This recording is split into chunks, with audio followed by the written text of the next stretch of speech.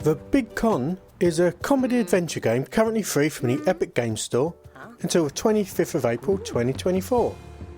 In this game, you play Ali, a teenager living in the 90s, living with your mum, who runs a video rental store, who unfortunately owes a lot of money to a loan shark.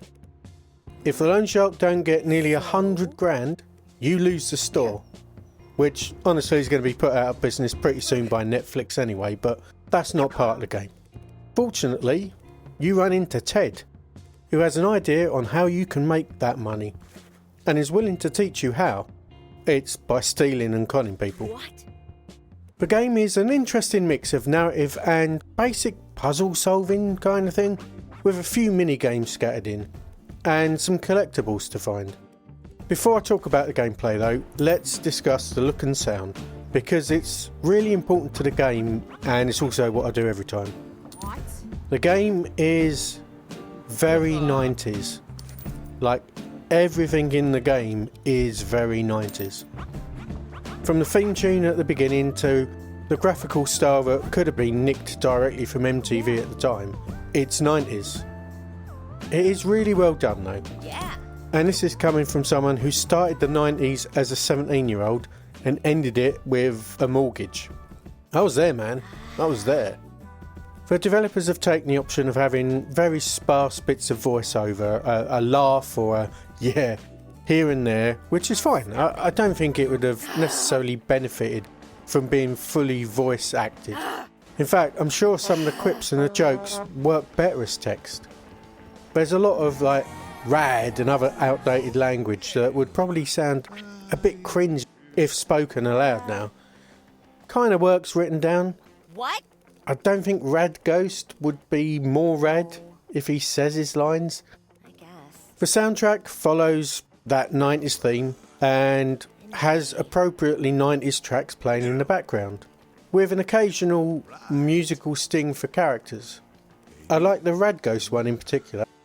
There's a good mix of music that keeps things interesting. A lot of effort seems to have gone into it, it really shows. Alright, let's talk about gameplay then. You get an area to explore, people to talk to, and Ted, your partner in crime. He's going to teach you a few mini games that you'll use to make money. The mechanics aren't that varied, to be honest. You can pickpocket, eavesdrop, or distract shopkeepers when you ask for change. There are mini games for pickpocketing and a change scam, sort of. The first is a gauge where you have to get the pointer in a certain position. The latter is choosing the right option based on shopkeeper's mood. Wow.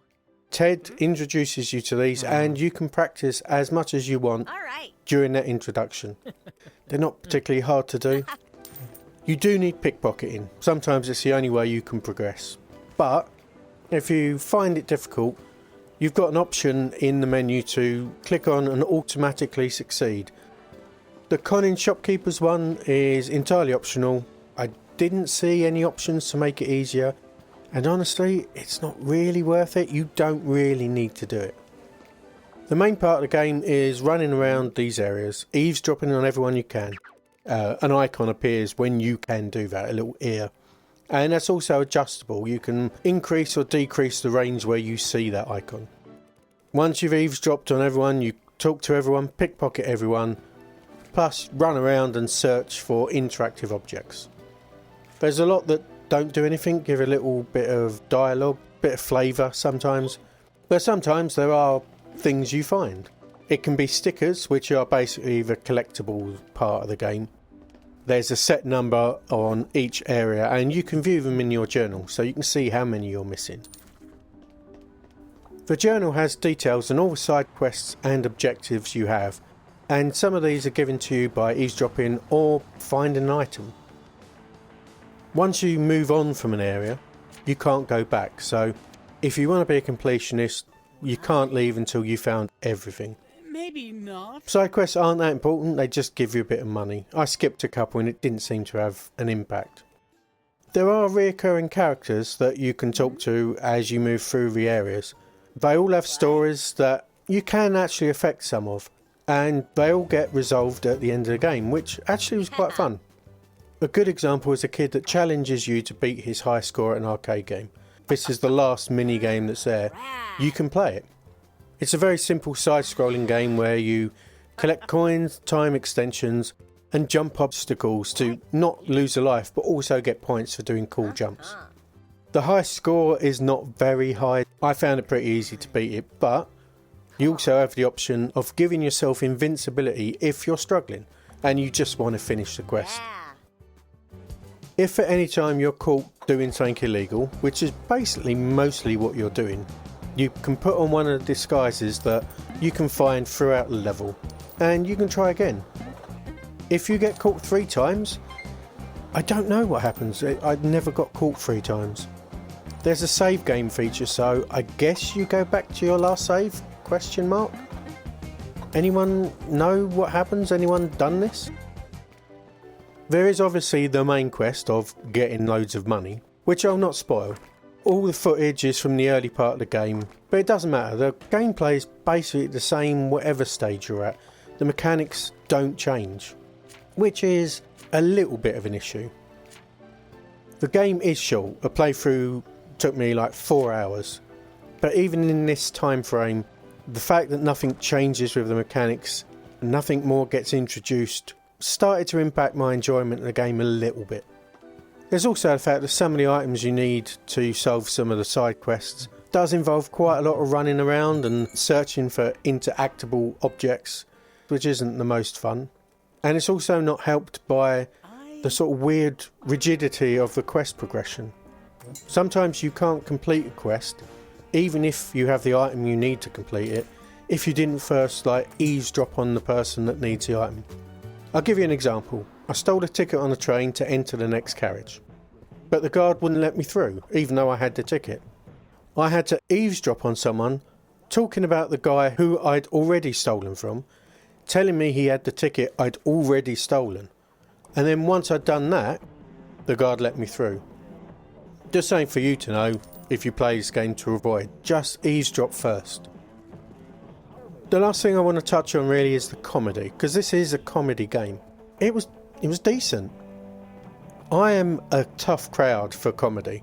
Not much is novel to me now, and so not much surprises me, which is a large part of what makes things funny. The fact I chuckled a couple of times and never got annoyed by the comedy is actually pretty high praise. Obviously comedy is subjective.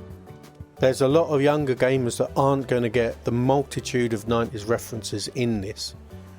But everything's pretty well written. And it isn't just member berries, so it stands a good chance of making people laugh, I think. Maybe. What did surprise me though was the story. Not the twists that were pretty obvious to me, but the fact that I really wanted to know what happened. I got involved in the storyline. I wanted to know how the various stories of those reoccurring characters turned out. What happens to the shop and what happened to the main character's personal life. I actually spoke to every character at the end of the game, rather than just finishing it, because I cared. Even though portions of the game dragged a little bit, the story really carried me through. And I enjoyed this one. It was charming and fun. And I definitely recommend grabbing this from the Epic Games Store and giving it a go, just for the story alone. Okay, back to life, back to reality, back to the here and now. I'm off. Thanks for watching, and I'll talk to you soon. Goodbye.